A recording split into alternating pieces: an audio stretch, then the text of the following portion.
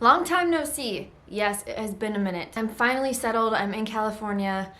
Love the sunshine, not so much the traffic. The people are a little bit weird, but I can kind of get down with weird. So let's just jump right into it. So I want to give you a list of things that the military does not tell you before you join. Number one, you have to move every 3-4 years to a new duty station.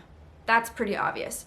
What I never thought of and what you're not really told in the beginning is you have to completely start over with a new command. You also have to kind of prove yourself again. You need to prove your knowledge and your skills.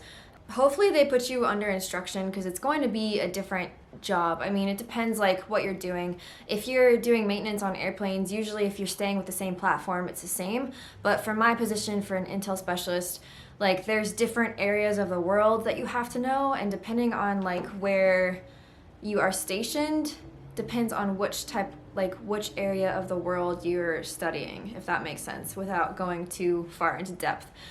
It's a lot. It's kind of like drinking through a fire hose. A lot to study. There's these things called qualifications. Basically, like you have to hit all of these different wickets, and then maybe there's an oral board or like a written test that you have to take to be able to pass to then do your job. So people don't really tell you that before you sign up. And I mean, it's good in a sense because it always keeps you challenged and keeps you learning. It's not so good in another sense because you kind of start back at the bottom. So, where you worked your way up at your old command because you had 3 years there, you worked your way up to like have the respect and you gain the knowledge and really know what you're doing. People listen to what you had to say. Then you move to a different command, and rank, it does play a role, but it's still kind of like within your ranks you have different sections. So if you're like a new second class like me, still going to be less experienced in that specific command than a third class that's been there for 3 years. I don't want to sound ungrateful because I love to stay in the mindset of positivity and gratefulness, and I'm just so thankful to be home finally. And if you haven't been following my story, my husband and I have been trying to get stationed together for the past year. We've hit multiple roadblocks, but God finally got us here and I'm finally home with him. Leave. So you get 30 days of leave per year. That sounds amazing, right? You get a whole month out of 12 months, so you're only working 11 months throughout the year when the average like corporate job only gives you like 2 weeks for vacation. However, you have to be very strategic when you use that. You can't take more than 30 days, or else you have to basically ask the CO, your commanding officer, if you can take that much time off. And you have to ask permission like 2 or 3 weeks ahead of time to get that time off. If you are undermanned at your command, if it's the holidays, good luck. I mean, a lot of commands try to work around like, they split it in half. Like, first half is Christmas leave, second half is New Year's leave. Basically, the command has to have at least 50% people manned during the holidays. You have zero say in your schedule.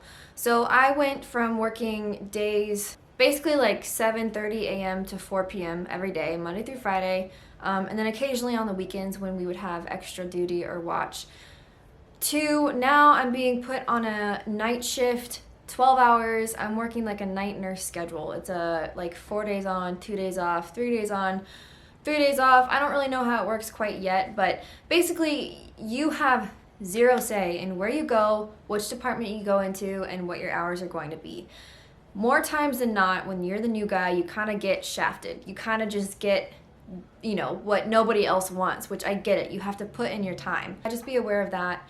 As you know, you're not in control of your own schedule. You're not in control of, when you work, where you work, and how long you work.